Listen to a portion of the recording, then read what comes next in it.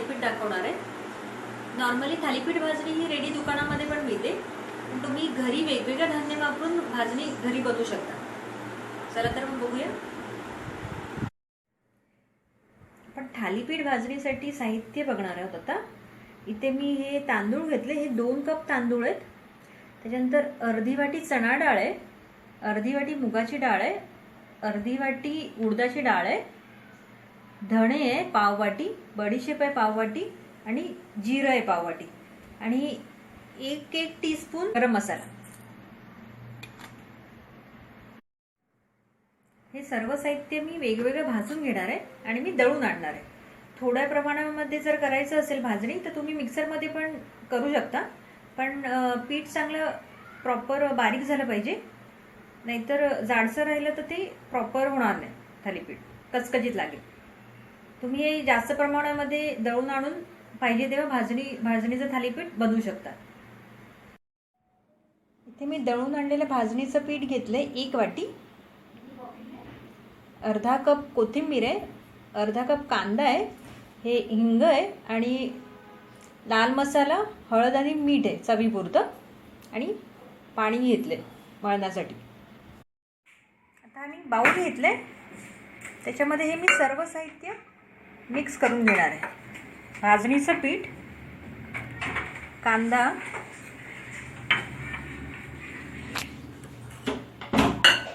कोथिंबीर, हिंग आणि हे सुके मसाले आणि मी थोडंसं तेल पण ह्याच्यामध्ये टाकून घेणार आहे आणि आता मी पाणी मिक्स करून हे चांगलं मळून घेणार आहे।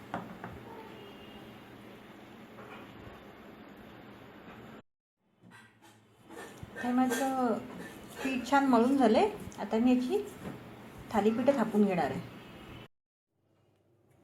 आता इथे मी हा एक गोळा घेतलाय मळलेला आणि आता मी प्लास्टिकच्या पिशवीवरती हे मी छोटे छोटे थालीपीठ असे थापून घेणार आहे। इथे गॅसवरती पॅन गरम करत ठेवलंय, त्यामध्ये तेल पसरवून घेतलंय। आता हे मी थालीपीठ पॅनवरती टाकून घेणार आहे।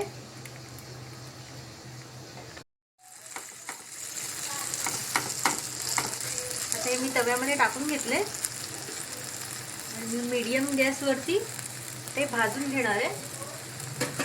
झाकण ठेवते त्याच्यावरती।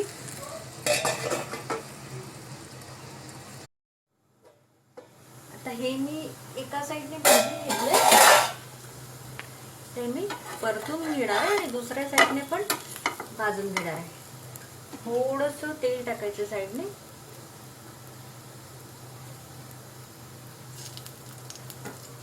आणि दुसऱ्या साईडने पण मी असं भाजून घेणार आहे छान।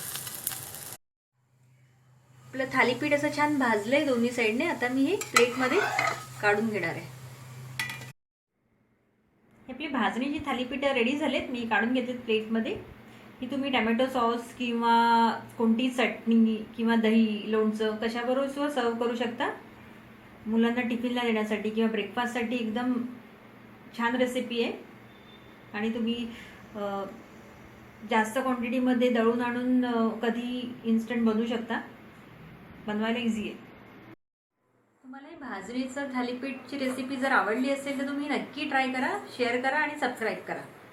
आणि रेसिपी बघितल्याबद्दल धन्यवाद।